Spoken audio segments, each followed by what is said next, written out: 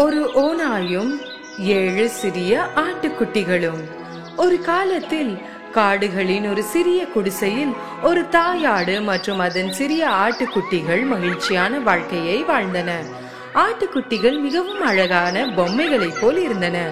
தாயாடு எல்லா தாய்மார்களையும் போலவே தனது குட்டிகளை மிகவும் நேசித்தது. காட்டில் உள்ள அனைத்து காட்டு மிருகங்களிடமிருந்தும் அவற்றை பாதுகாத்தது. ஒரு நாள் காட்டில் உணவை கண்டுபிடிப்பதற்காக வீட்டை விட்டு வெளியேறுவதற்கு முன்பு அது தனது ஆட்டுக்குட்டிகளை அழைத்தது.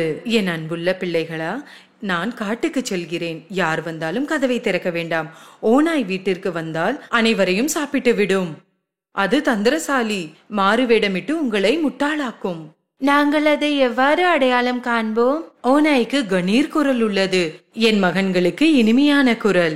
ஆகவே அதன் கடினமான குரலை நீங்கள் அடையாளம் காணலாம். தாயாடு வெளியேறும் போது ஒன்றை நினைத்து தன் ஆட்டுக்குட்டிகள் பக்கம் திரும்பியது. இன்னொரு விஷயம், ஓநாயின் கால்கள் கருப்பு, என்னுடையது வெண்மையானது. கால்களிலிருந்து நீங்கள் அடையாளம் காணலாம். கவலைப்படாதீர்கள் அம்மா, பாதுகாத்துக் கொள்ளுவோம். நீங்கள் எங்களை நம்பலாம்.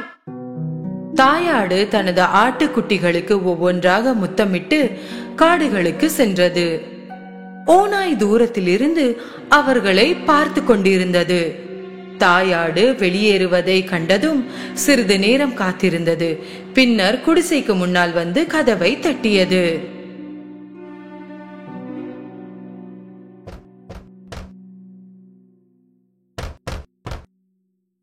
யாரது? செல்ல குட்டிகளா, கதவை திறங்க. நான் உங்க அம்மா வந்திருக்கேன். நான் உங்க எல்லாருக்கும் நல்ல சாப்பாடு கொண்டு வந்திருக்கேன். ஆனால் ஆட்டுக்குட்டிகள் ஓநாய் குரலை அடையாளம் கண்டன. கதவை திறக்காமல் அவர்கள் கத்தினார்கள். நீங்கள் எங்கள் அம்மா இல்லை. அவளுடைய குரல் இனிமையானது. நீங்கள் எங்களை முட்டாளாக்க முடியாது.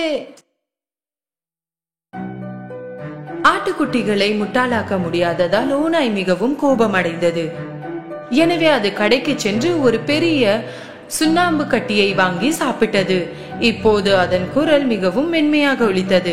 எனவே அது மீண்டும் குடிசைக்கு சென்று கதவை தட்டியது. இந்த முறை ஓநாய் மென்மையான குரலுடன் பேசத் தொடங்கியது. செல்ல குட்டிகளா, கதவை திறங்க. நான் தான் உங்க அம்மா வந்திருக்கேன். உங்க எல்லாருக்கும் நல்ல சாப்பாடை நான் கொண்டு வந்திருக்கேன். ஓநாயின் மென்மையான குரலை கேட்டு ஆட்டுக்குட்டிகள் அது உண்மையில் தங்கள் தாய் என்று நினைத்தன. அவர்கள் கதவை திறக்கவிருந்த போது அவர்களில் ஒன்று கத்தியது. காத்திருங்கள், நாம் கதவின் அடியில் இருந்து கால்களை பார்க்க வேண்டும். ஆட்டுக்குட்டிகள் கதவின் அடியில் இருந்து பார்த்தபோது ஓநாயின் கருப்பு கால்களை கண்டன. எனவே கதவை திறக்காமல் மீண்டும் கத்தின. நாங்கள் கதவை திறக்க மாட்டோம். எங்கள் தாயின் கால்கள் கருப்பு இல்லை, அவை வெள்ளை. நீங்கள் ஒரு ஓநாய். கோபமடைந்த ஓநாய் வெளியேறியது. இந்த முறை அது பேக்கரிக்கு சென்று பேக்கர் அவருக்கு முன்னால் ஓநாயை பார்த்தபோது மிகவும் அதிர்ச்சி அடைந்தார்.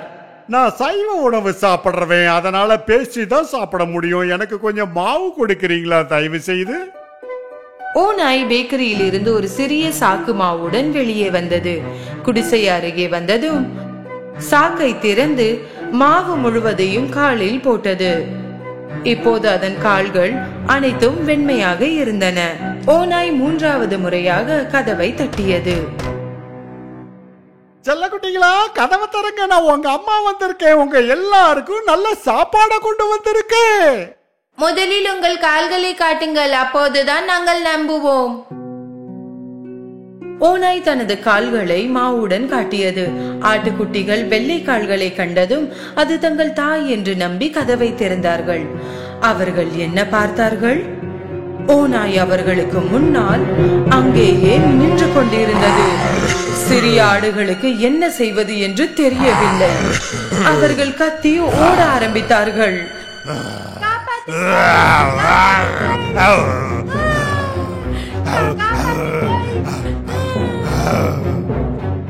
ஒரு குட்டி மேசைக்கு கீழே சென்றது. 2வது படுக்கைக்கு கீழ், 3வது புகைப்போக்கிக்குள் சென்றது. 4வது சமையல் அறைக்குள் ஒளிந்து கொண்டது. 5வது அலமாரிக்குள் வந்தது. 6வது திரைக்கு பின்னால் ஒளிந்தது. 7வது சுவரில் இருந்த மாபெரும் கடிகாரத்திற்குள் சென்றது. ஆனால் தந்திரசாலி ஓநாய் விரைவாக ஒவ்வொன்றாக மறைந்திருந்த இடத்திலிருந்து அனைத்தையும் பிடித்தது.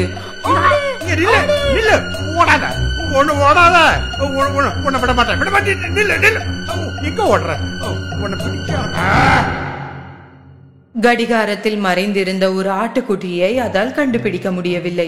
அதன் வயிறு நிரம்பியதால் அதை தேடுவதை விட்டுவிட்டு வெளியே சென்றது. குடிசையில் இருந்து சற்று தூரம் ஒரு பெரிய முற்றம் இருந்தது.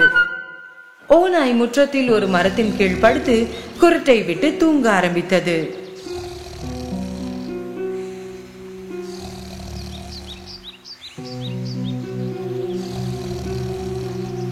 சிறிது நேரத்திற்கு பிறகு தாயாடு வீடு திரும்பியது.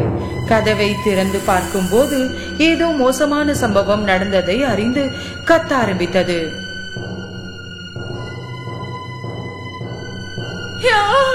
என் ஆட்டுக்குட்டிகள், என் குட்டிகள்!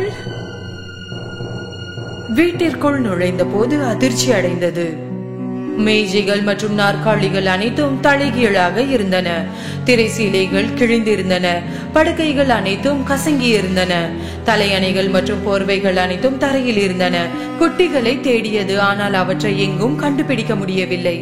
ஒவ்வொரு குட்டிகளின் பெயர்களை கத்த ஆரம்பித்தது, ஆனால் யாரும் பதிலளிக்கவில்லை. இறுதியாக கடைசி பெயரை அழைக்கும் நேரம் வந்தது. அப்போதுதான் ஒரு உயர்ந்த குரல் கேட்டது. நான் கடிகாரத்திற்குள் இருக்கிறேன் அம்மா. தாயாடு கடிகாரத்திற்கு ஓடி சென்று தனது குழந்தையை அங்கிருந்து வெளியே எடுத்தது. அம்மா ஆடு மற்றும் குட்டி கட்டிப்பிடித்தது. குட்டி அழுது கொண்டே கதை சொல்ல ஆரம்பித்தது. ஓநாய் மாறுவிடத்தில் வந்தது. அது நீங்கள் தான் என்று நினைத்து நாங்கள் கதவை திறந்தோம். அது அனைத்தையும் சாப்பிட்டு விட்டது.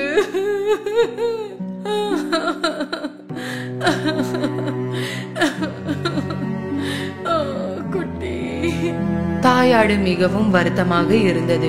குட்டிகளை நினைத்து அழுதது. அதன் குட்டிகளில் ஒன்றை மட்டுமே மீதமுள்ள நிலையில் வெளியே நடந்து முற்றத்தை நோக்கி செல்ல ஆரம்பித்தது. சிறிது நேரம் கழித்து ஓநாய் ஒரு மரத்தின் கீழ் தூங்குவதை கண்டது. அது மிகவும் மோசமாக குருட்டை விட்டு மரத்தின் கிளைகள் நடுங்கின.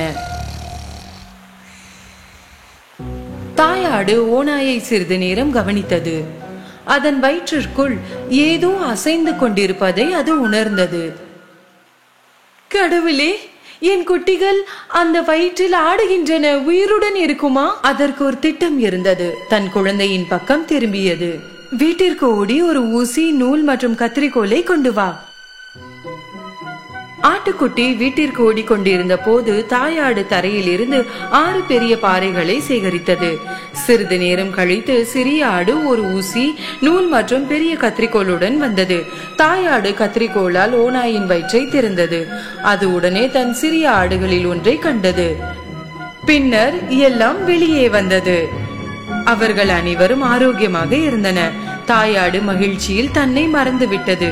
அனைத்து ஆட்டுக்குட்டிகளும் தங்கள் தாயை மகிழ்ச்சியுடன் அணைத்துக் கொண்டன.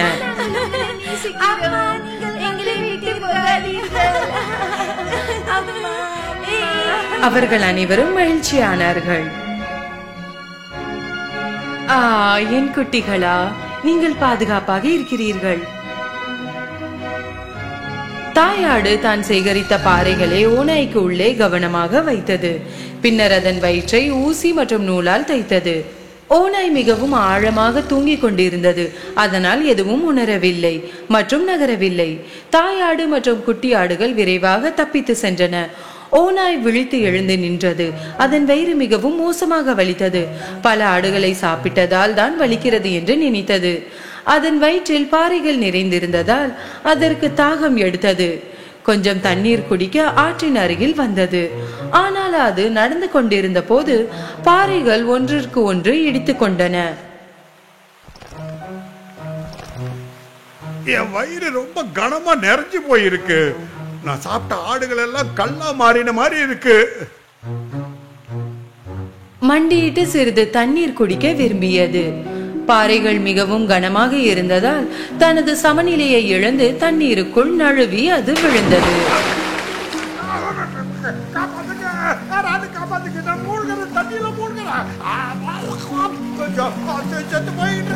உதவிக்காக கத்தியது. ஆனால் யாரும் உதவவில்லை. இனி பாறைகளின் எடையை தாங்க முடியாமல் ஆழமான நீருக்குள் சென்றது. என்ன நடந்தது என்று பார்த்ததும் தாயாடும் அதன் குட்டிகளும் ஆற்றிற்கு ஓடின.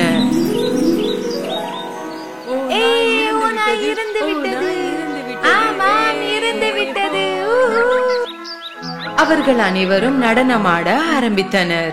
அன்று முதல் தாயாடு மற்றும் அதன் 7 ஆட்டுக்குட்டிகளும் காட்டில் தங்கள் குடிசையில் அமைதியான மற்றும் மகிழ்ச்சியான வாழ்க்கையை வாழ்ந்தன.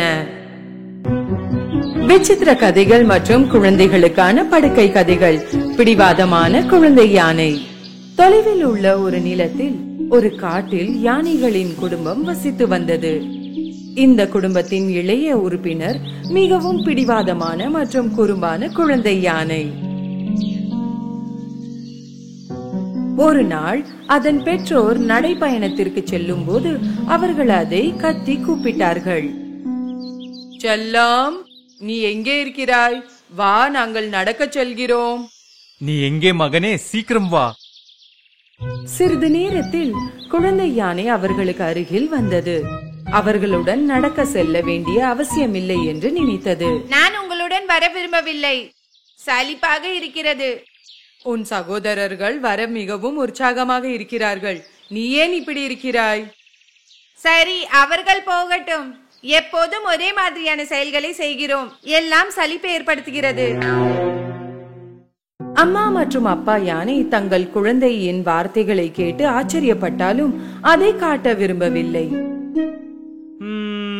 சரி மகனே, இங்கிருந்து நகராதே. இருட்டுவதற்கு முன் நாங்கள் திரும்பி வருவோம். சரி, எப்போதும் போல. அவனது குடும்பத்தினர் சிறிய பிடிவாதமான யானையை தனியாக விட்டுவிட்டு சென்று விட்டனர். குழந்தை யானை சிறிது நேரம் விளையாடியது. ஆனால் விரைவில் சலிப்படைய ஆரம்பித்தது. எவ்வளவு சலித்து போனதோ அவ்வளவு கோபமடைந்தது. நான் இனி யானையாக இருக்க விரும்பவில்லை. யானையாக இருப்பது மோசமானது. நான் என்னவாக இருக்க வேண்டும்? அந்த தருணத்தில் அது ஒரு குதித்து வரும் மானை பார்த்தது. அதனால் அது ஒன்றை தீர்மானித்தது. ஆமாம் ஆமாம், நான் ஒரு மானாக இருக்க வேண்டும். வேகமாக இருப்பேன். குழந்தை யானை மானை போல் சுற்றி குதிக்க முயன்றது. ஆனால் அதன் பெரிய மற்றும் கட்டை கால்கள் சிக்கி கீழே விழுந்தது. தலை முட்டியது. நிச்சயமாக அது கொஞ்சம் வலித்திருக்கும். ஒரு மானாக இருப்பது வேடிக்கையானது இல்லை. குட்டி யானை மேலும் காட்டுக்குள் செல்ல ஆரம்பித்தது. குரங்குகள் விளையாடிக் கொண்டிருந்த ஒரு மரத்தின் மத்தியில் வந்தது. அவை ஒரு கிளையில் இருந்து இன்னொரு கிளையில் குதித்துக் கொண்டிருந்தார்கள். ஒன்றாக மிகவும் வேடிக்கையாக இருந்தார்கள்.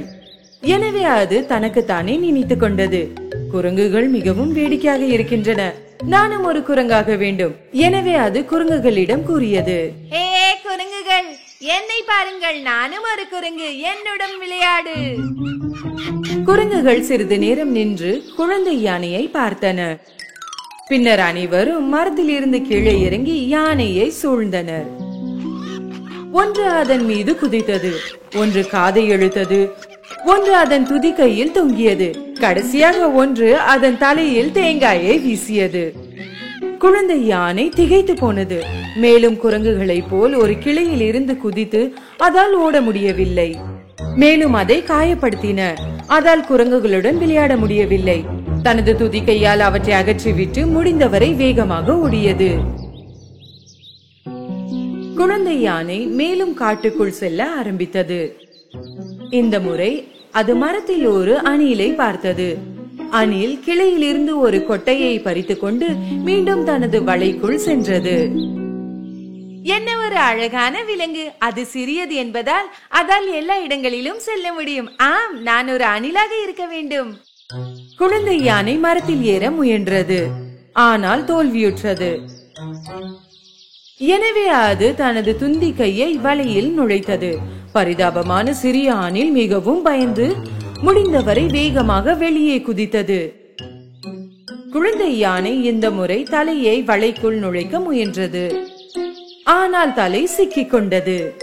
அதை வெளியே எடுப்பது மிகவும் கடினமாக இருந்தது.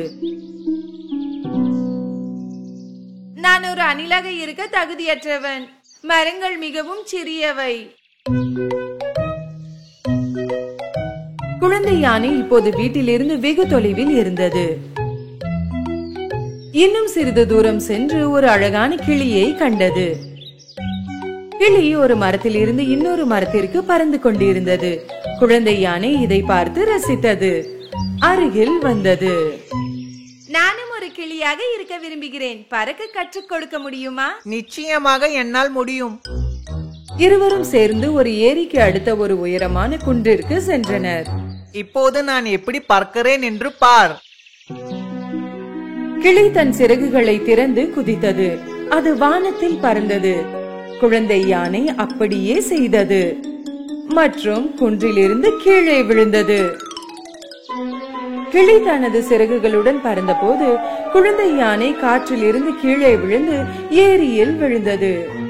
அதிர்ஷ்டவசமாக அது வெளியே வந்து கரைக்கு செல்ல முடிந்தது. சேற்றால் மூடியிருந்தது மற்றும் அதன் உடல் முழுவதும் வலி ஏற்பட்டது. கிளி அதற்கு அருகில் பறந்து வந்தது. நீ ஒரு யானையாகவே இருக்க வேண்டும் நண்பா. அந்த நேரத்தில் குன்றின் மீது அமர்ந்திருந்த ஒரு பறவை குஞ்சு அதன் கூட்டிலிருந்து விழுந்து ஏரியில் காணாமல் போனது. பீதியில் அதன் தாய் பறவை தன் குழந்தையின் அருகில் பறந்து சென்றது. அவள் தண்ணீருக்கு மேலே பறந்து கத்திக் கொண்டிருந்தது. காப்பாற்றுங்கள், உதவி செய்யுங்கள், என் குழந்தையை காப்பாற்றுங்கள். குட்டி யானை அந்த நேரத்தில் தண்ணீரில் சென்றது. தனது துந்தி கையை வைத்து குழந்தை பறவையை தேட ஆரம்பித்தது. சில வினாடிகள் கடந்த பின் தனது துந்தி கையை வெளியே எடுத்தது. பறவை குஞ்சு துந்தி கை நுனியில் இருந்தது. உயிருடன் இருக்கிறாள், உயிருடன் இருக்கிறாள். குழந்தை யானை கவனமாக பறவை குஞ்சை ஏரியின் கீழே வைத்தது. தாய் பறவை பறந்து அவர்களுக்கு அருகில் வந்தது. நல்ல வேளையாக நீங்கள் இங்கே இருந்தீர்கள், இல்லை என்றால் அவள் நீரில் மூழ்கி இருப்பாள். இந்த வார்த்தைகளை கேட்டு யானைக்கு மிகவும் மகிழ்ச்சி ஏற்பட்டது. தகுதியானவன் என்று உணர்ந்தது. நான் யானையாக இல்லாமிருந்தால் இந்த பறவை குஞ்சை என்னால் காப்பாற்ற முடிந்திருக்காது என்று நினைத்தது. நான் யானையாக இருக்க வேண்டும் என்று நினைக்கிறேன். அது கிட்டத்தட்ட இரவு நேரம். யானை இப்போது வீட்டில் இருந்து வெகு தொலைவில் இருந்தது. இதை நினைத்து கவலை அடைந்தது. திரும்பி வந்தபோது கிளி வானத்தில் பறப்பதை, அணில் தனது தலையை வலையிலிருந்து வெளியே எடுப்பது, குரங்குகள் ஒரு கிளையில் இருந்து இன்னொரு கிளையில் ஆடிக்கொண்டிருக்கின்றன, அதை கடந்து ஓடிய மிக வேகமான மான், இதையெல்லாம் கண்டது. அப்போது அது தனது குடும்பத்தை எவ்வளவு மறந்து விட்டதாகவும் தனது வேடிக்கையான பிடிவாதத்தால் அவர்களை எவ்வளவு வருத்தப்படுத்தியது என்பதையும் பற்றி யோசித்தது. இப்போது அது செய்ய விரும்பியது எல்லாம் மன்னிப்பு கேட்பது மட்டும்தான். ஒரு காட்டில் ஒரு பலவீனமான சுண்டெலி வாழ்ந்தது. அது நரி, ஓநாயிடம் பயப்படுவது மட்டுமல்லாமல் தன்னை பார்த்தும் பயப்படும். காற்று வீசி மரத்தின் கிளைகள் ஆடினால் கூட அது பயந்து போய் தனது துளையில் ஒளிந்து கொள்ளும். இதன் காரணமாக எல்லா சிறு விலங்குகளும் அதை கேலி செய்தன. எப்படி பயந்து கொள்ளுகிறது? காற்று வீசினாலும் பயப்படுகிறாயே. மிகவும் பயப்படுகிறாய், மிகவும் பயப்படுகிறாய், மிகவும் பயப்படுகிறாய், பயப்படுகிறாய். ஒரு நாள் அந்த சுண்டெலி முடிவெடுத்து காட்டின் ராஜா சிங்கத்தை பார்க்க சென்றது. சிங்கம் தனது மதிய உணவை முடித்து குகைக்கு முன்னால் தூங்கிக் கொண்டிருந்தது. அந்த எலி என்ன திட்டமிட்டு உள்ளது என்பதை அறிய அதன் நண்பர்கள் ஆர்வமாக இருந்தனர். எலி சிங்கத்தின் வால் மேல் ஏற ஆரம்பித்தது. சிங்கத்தின் முதுகில் நின்றது. முகத்தில் மிகவும் நம்பிக்கையான தோற்றத்துடன் நண்பர்களுக்கு காட்டியது. மிகவும் பயந்திருந்த போதிலும் அதை தெரியப்படுத்தாமல் எல்லாவற்றையும் செய்து கொண்டிருந்தது. அத்தருணத்தில் சிங்கம் விழித்துக் கொண்டது. அது தனது உடலை ஆட்டியது. அப்போது எலி கீழே விழுந்தது. எலியும் சிங்கமும் நேருக்கு நேர் நின்றன.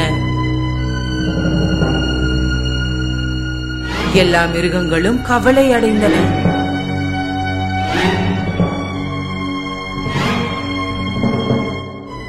ஐயோ, அந்த சிங்கம் எலியை விழுங்கப் போகிறது. என்ன துணிச்சல், என்ன தைரியம்! என் முதுகில் என்ன செய்து கொண்டிருந்தாய்? காட்டுராஜாவே, காட்டுராஜாவே, என்னை சாப்பிட்டு விடாதீர்கள். நான் மிகவும் பயந்த சுபாவம் உள்ள ஒரு சின்ன எலியாவேன். எனது வாழ்க்கையே பயத்தினால் தான் ஓடிக்கொண்டிருக்கிறது. ஒரு மரத்திலிருந்து இலை அசைந்தாலும் எனக்கு பயமாக இருக்கிறது. இந்த பயத்திலிருந்து நான் வெளியேற விரும்புகிறேன். நீங்கள் இந்த காட்டின் அரசர். ஒரு பெரிய கர்ஜனையில் அனைத்து விலங்குகளும் உங்களுக்கு அஞ்சுகின்றன. என்னை உங்கள் காவலில் எடுத்துக் கொள்வீர்களா சிங்கராஜா? சிங்கம் அமைதியாக எலி சொல்வதை கேட்டது. அவரது பதில் என்னவாக இருக்கும் என்று எலி யோசித்துக் கொண்டிருந்தது.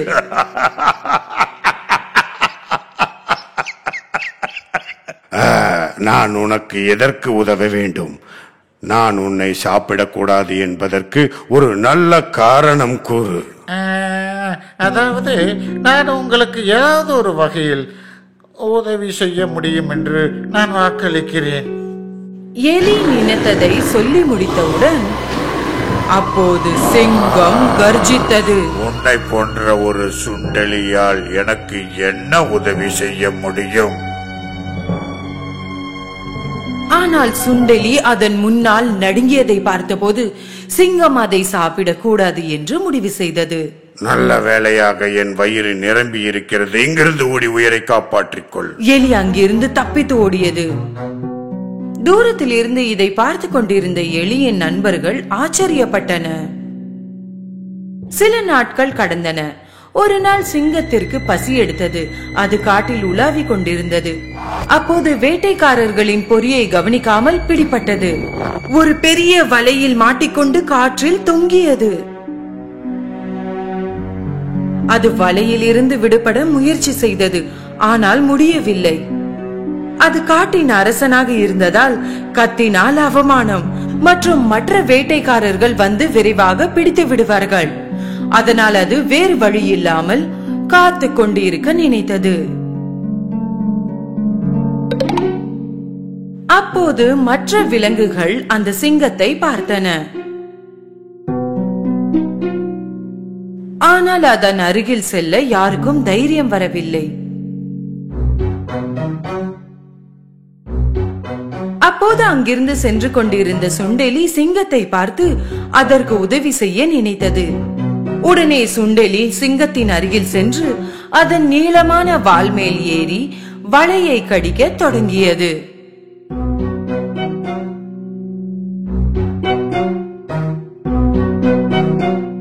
அப்போது அங்கு பன்னி அதன் அருகில் வந்தது. சீக்கிரம் நண்பா, வேட்டைக்காரர்கள் வருகிறார்கள். அங்கு கூடியிருந்த மற்ற மிருகங்கள் வேட்டைக்காரன் என்ற வார்த்தையை கேட்டவுடன் அலறிக்கொண்டு ஓடியது. ஆனால் எலி நிற்காமல் கடித்துக் கொண்டு இருந்தது. இறுதியாக அந்த வலை உடைந்து சிங்கம் தப்பித்து ஓடியது. விரைந்து என் முதுகில் ஏறிக்கொள். இங்கிருந்து தப்பிவிடலாம். சுண்டெலி சிங்கத்தின் முதுகில் ஏறிக்கொண்டு அவர்கள் அங்கிருந்து தப்பித்து ஓடின. மூச்சு முட்ட சிங்கம் அதன் குகைக்கு முன்னே வந்தது. அது கீழே குனிந்து எலியை இறக்கியது. அன்று நீ எனக்கு உதவி செய்வேன் என்று சொன்னபோது நான் உன்னை ஏளனமாக நினைத்தேன். இவ்வளவு சிறிதாக இருக்கும் முன்னால் எனக்கு எந்த பயனும் இல்லை என்று நினைத்தேன். ஆனால் நீ என் உயிரை காப்பாற்றி விட்டாய். நன்றி நண்பா. அதனால் எனக்கு மகிழ்ச்சி அரசே. இனிமேல் என்னை பார்த்து நீ பயப்பட வேண்டாம். அது மட்டுமல்ல, எதை கண்டும் பயப்பட வேண்டாம். ஏனென்றால் நீ ஒரு தைரியசாலி எலி. நான் இந்த காட்டின் அரசன் என்றால் நீதான் இனிமேல் இந்த காட்டின் எனது இளவரசன். சிங்கமும் எலியும் சிரித்தன.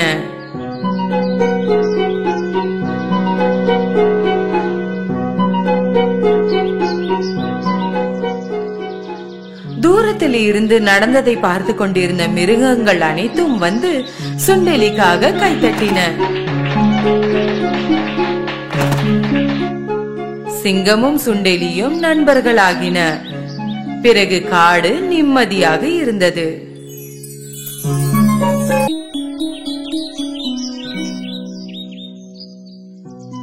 ஒரு காலத்தில் ஒரு பண்ணையில் விலங்குகளுக்கு சாப்பாடு இல்லை.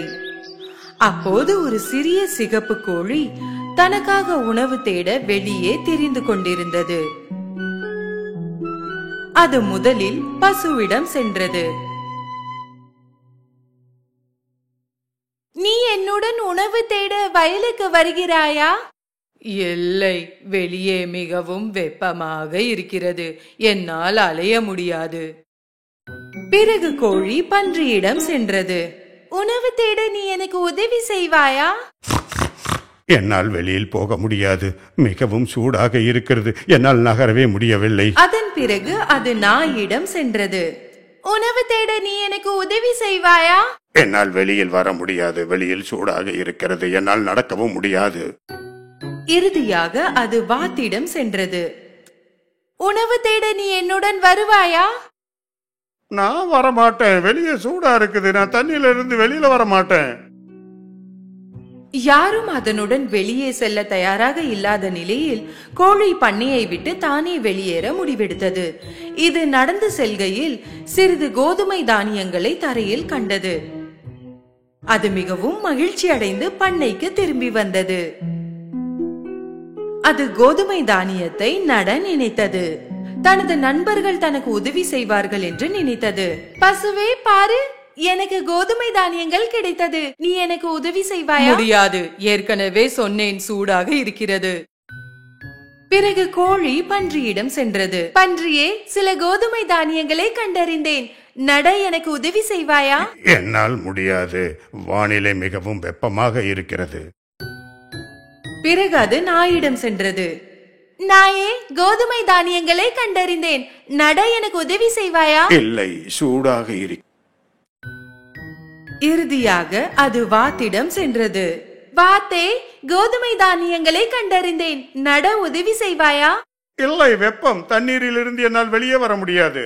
சரி, அப்படி என்றால் நானே செய்கிறேன். யாரும் அதற்கு உதவி செய்யாததை பார்த்து அதுவே அந்த தானியங்களை நட நினைத்தது. வாரங்கள் உருண்டோடின, மழைக்காலமும் வந்தது. விதைகள் முளைத்தன. ஆனால் அந்த தோட்டத்தில் காட்டு புல்லுகள் வளர்ந்திருந்தன. அவைகளை சுத்தம் செய்ய வேண்டியிருந்தது. புல்லை சுத்தம் செய்ய உதவி செய்யுங்கள். சேராக இருக்கிறது, என்னால் உதவ முடியாது. என்னால் செய்ய முடியாது, நான் என் இடத்தை விடப்போவதும் இல்லை. நான் அழுக்காகி விடுவேன், என்னால் செய்ய முடியாது. எனக்கு உடல்நிலை சரியில்லை, என்னால் செய்ய முடியாது. அப்படி என்றால் நானே செய்கிறேன். முளைத்த பயிர்களுக்கு நடுவே அந்த சிகப்பு கோழி காட்டு புல்லுகளை நீக்கி சுத்தம் செய்தது. கோதுமை வளர ஆரம்பித்த கொஞ்ச காலத்திற்கு பிறகு வளர்ந்த கோதுமையை அறுவடை செய்வதற்கான நேரம் வந்தது. அந்த கோழி நண்பர்களிடம் சென்று தனக்கு அறுவடையில் உதவி செய்வார்களா என்று கேட்டது. ஏ பசுவே, கோதுமை பயிர் வளர்ந்து விட்டது, அறுவடை செய்ய உதவுவாயா? இல்லை, என்னால் முடியாது. ஹே பன்றியே, கோதுமை பயிர் வளர்ந்து விட்டது, அறுவடை செய்ய எனக்கு உதவி செய்வாயா? இல்லை, என்னால் செய்ய முடியாது, எனக்கு செய்ய வேண்டாம். ஏ என் நாய் நண்பா, கோதுமை பயிர் வளர்ந்து விட்டது, அறுவடை செய்ய உதவுவாயா? யார், நானா? என்னால் முடியாது. ஹே வாத்தே, கோதுமை பயிர் வளர்ந்து விட்டது, அறுவடை செய்ய உதவி செய்வாயா? கண்டிப்பாக என்னால் முடியாது. சரி, அப்படி என்றால் நானே செய்கிறேன். அந்த சிகப்பு கோழி இரவு வரையிலும் வேலை செய்தது. அது ஒவ்வொன்றாக கோதுமை பயிரை தானாகவே அறுவடை செய்தது. இப்போது கோதுமையை மாவாக மாற்றும் நேரம். கோழி நண்பர்களிடம் சென்று உதவி கேட்டது. ஹே நண்பர்களே, கோதுமை மாவை அரைக்க வேண்டும், எனக்கு உதவி செய்வீர்களா? என்னால் உதவ முடியாது, இப்போது நான் பால் கொடுக்கும் நேரம். என்னாலும் உதவி செய்ய முடியாது. நான் இப்போது உறங்கும் நேரம். என்னால் கண்டிப்பாக உதவி செய்ய முடியும். என்னாலும் முடியாது. நான் எனது வெப்பத்தை தணிக்கும் நேரம் இது. கோழி ஒரு மில்லில் கோதுமைகளை மாவாக அரைத்தது. இப்போது சுவையான ரொட்டியை தயார் செய்வோம். பிறகு கோழி நண்பர்களிடம் சென்று அவர்களுக்கு கடைசி வாய்ப்பை கொடுக்க நினைத்தது. பசுவே, நான் ரொட்டி செய்ய போகிறேன். நீ எனக்கு உதவுவாயா? முடியாது, நான் வேலை செய்யும் நிலைமையில் இல்லை. நீ என்ன சொல்கிறாய் பன்றியே? இன்றைக்கு முடியாது. நான் மிகவும் களைப்படைந்து இருக்கிறேன். இல்லை, என்னால் செய்ய முடியாது. என்னால் முடியாது. ரொட்டி எப்படி செய்வது என்று எனக்கு தெரியாது. இந்த முறை கோழி மிகவும் கோபமடைந்தது. அது தானாகவே சமையல் அறைக்கு சென்றது. அது முதலில் அரைத்த மாவை பிசைந்து அதற்கு வடிவத்தை கொடுத்து அதை அடுப்பில் வைத்தது. அது வேகுவதற்காக கோழி காத்து கொண்டிருந்தது. ரொட்டி வேகும் அருமையான மனம் வெளியே வந்ததும் அடுப்பில் இருந்து அதை வெளியே எடுத்தது. அதை எடுத்துக்கொண்டு தோட்டத்திற்கு சென்று மேசையில் வைத்தது. பிறகு தன் நண்பர்களை கூப்பிட்டது. நண்பர்களே, ரொட்டி தயார். யார் என்னுடன் சாப்பிட விரும்புகிறீர்கள்? கோழி முன்னே அருமையான ரொட்டி இருப்பதை கண்டு அனைவரும் ஒரு நொடியில் அதன் அருகில் சென்றனர். எனக்கு கொஞ்சம் வேண்டும். இப்போது எனக்கு மிகவும் பசியாக இருக்கிறது. நீ சரியான நேரத்திற்கு தான் இங்கு வந்துள்ளாய். ஆமாம், எனக்கும் தான். வாருங்கள், எல்லோரும் ரொட்டி சாப்பிடுவோம். இல்லை, முடியாது, முடியவே முடியாது. நான் தான் அனைத்து வேலைகளையும் தனியாக செய்தேன். அதனால் இதை சாப்பிடும் உரிமை எனக்கு தான் இருக்கிறது, தெரிகிறதா? மிகவும் ஆர்வமாக கோழி ரொட்டியை சாப்பிட ஆரம்பித்தது. ஆனால் தனது நண்பர்கள் பசியாக இருப்பதையும் அறிந்திருந்தது. இன்றிலிருந்து நீங்கள் எனக்கு உதவி செய்வீர்கள் என்று சத்தியம் செய்தால் நான் இந்த ரொட்டியை உங்களுக்கு கொடுப்பேன். பண்ணையில் இருந்த அனைத்து மிருகங்களும் வெட்கப்பட்டு வருந்தின. கோழி சரி என்று அனைவரும் அறிந்திருந்தனர். நாங்கள் வாக்கு கொடுக்கிறோம் கோழியே, இன்றிலிருந்து நாங்கள் சோம்பேறியாக இருக்க மாட்டோம். நண்பர்கள் அனைவரும் பாடம் கற்றுக்கொண்டார்கள் என்று அறிந்த கோழி தனது ரொட்டியை அனைவரிடமும் பகிர்ந்து கொண்டு சாப்பிட்டது. அனைவரும் வயிறு நிரம்பி சாப்பிட்டு மிகவும் மகிழ்ச்சியாக இருந்தனர்.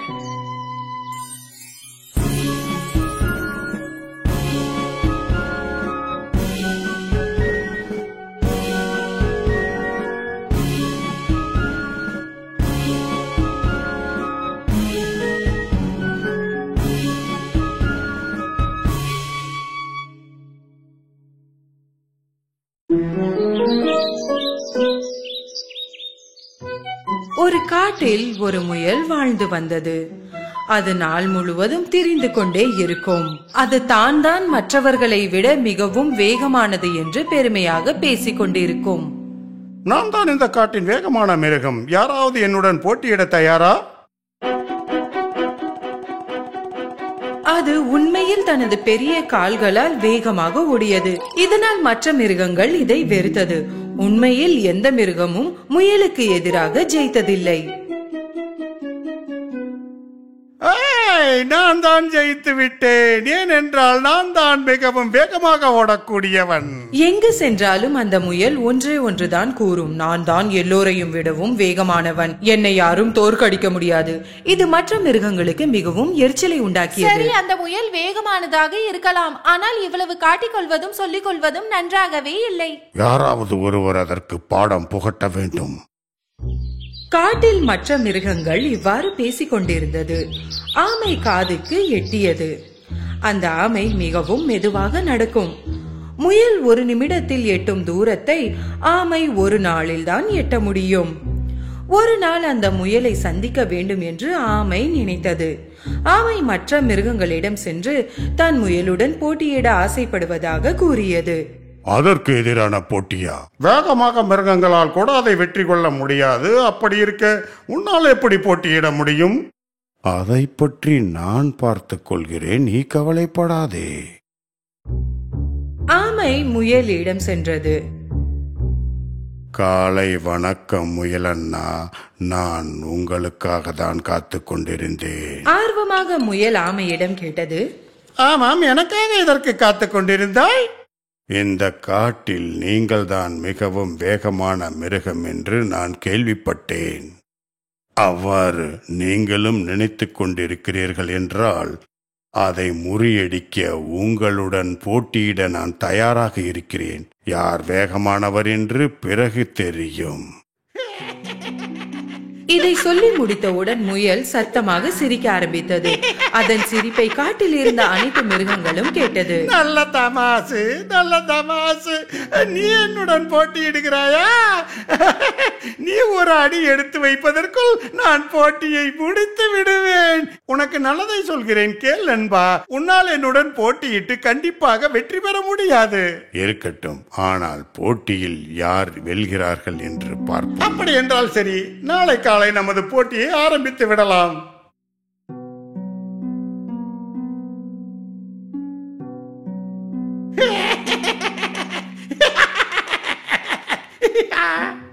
அடுத்த நாளை காலை எல்லா மிருகங்களும் போட்டியிடும் இடத்திற்கு வந்தன.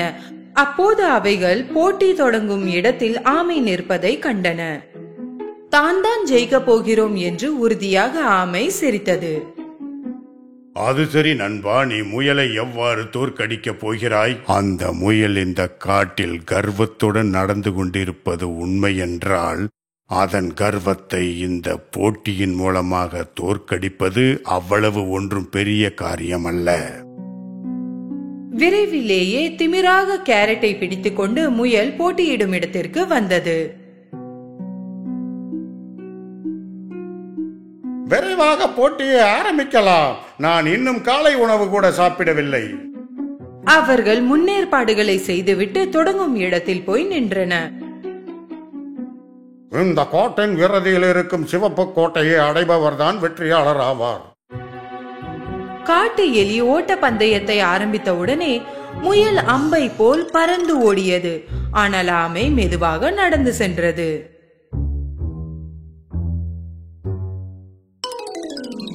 அடேங்கப்பா, முயல் கண்ணுக்கு எட்டும் தூரம் வரை தெரியவில்லை.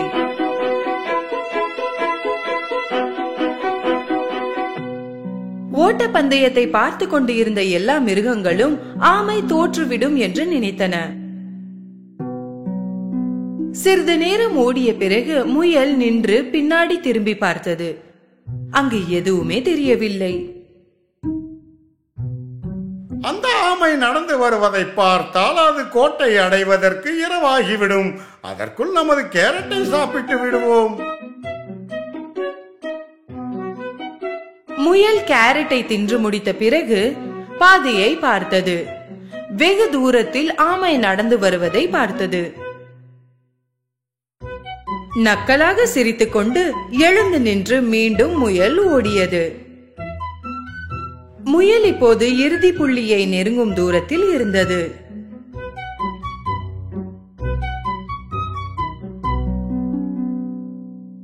காலை உணவு சாப்பிட்டவுடன் உறக்கமாக இருக்கிறது. சிறிது நேரம் உறங்கினால் பிறகு சுறுசுறுப்பாக இருக்கும். தான் ஜெயிப்போம் என்ற நம்பிக்கையில் இருந்த முயல் படுத்து உறங்கிவிட்டது. ஆமை மெதுவாக நடந்தாலும் நம்பிக்கையை இழக்காமல் நடந்து கொண்டே இருந்தது.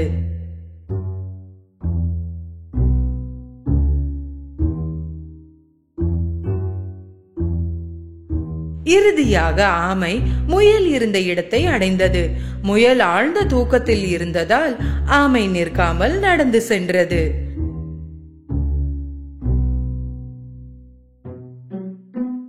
சிறிது நேரம் கழித்து முயல் விழித்தது. பிறகு அது பின்னால் பார்த்தது. ஆமை இன்னும் வரவில்லை என்று நினைத்தது. அந்த ஆமையை எங்கும் காணவில்லை. போட்டியிலிருந்து விலகிவிட்டதோ? சரி, நான் போட்டியை முடித்து வெற்றி பெறுகிறேன். முயல் மெதுவாக நடந்து இறுதி குறியை அடையும் நேரத்தில் அது என்ன பார்த்தது தெரியுமா? ஆமை அதை கடந்து சென்று விட்டது. அது போட்டியை முடிக்க இருந்தது. தனது அனைத்து சக்தியையும் திரட்டி முயல் ஆமையை கடக்க நினைத்து ஓடியது.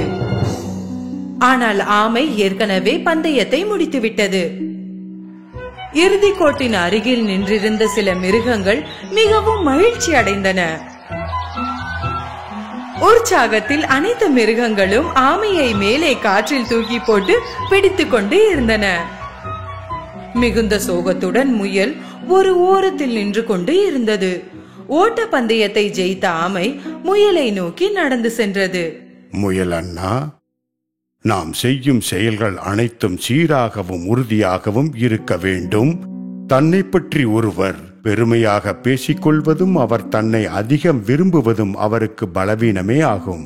நான் உங்களை தோற்கடித்தது எனது வேகத்தால் அல்ல, எனது நேர்மையிலும் உறுதியிலும் தான் நான் உங்களை தோற்கடித்தேன் முயல் அண்ணா. நீங்கள் சொல்வது உண்மைதான். இன்றிலிருந்து நான் வேகமானவன் என்று தற்பெருமை செய்து கொள்ள மாட்டேன். நான் இப்போது திரும்புகிறேன். எனது வீடு மிகவும் தொலைதூரத்தில் இருக்கிறது. ஆமை சந்தோஷமாக தன் வழியில் சென்றது. மேலும் தனது தவறை உணர்ந்து கொண்டு நல்ல பாடத்தை கற்றுக்கொண்டது. அந்நாளிற்கு பிறகு முயல் தன்னை பற்றி பெருமையாகவும் பேசிக்கொள்ளவில்லை, ஓட்ட பந்தயமும் வைக்கவில்லை.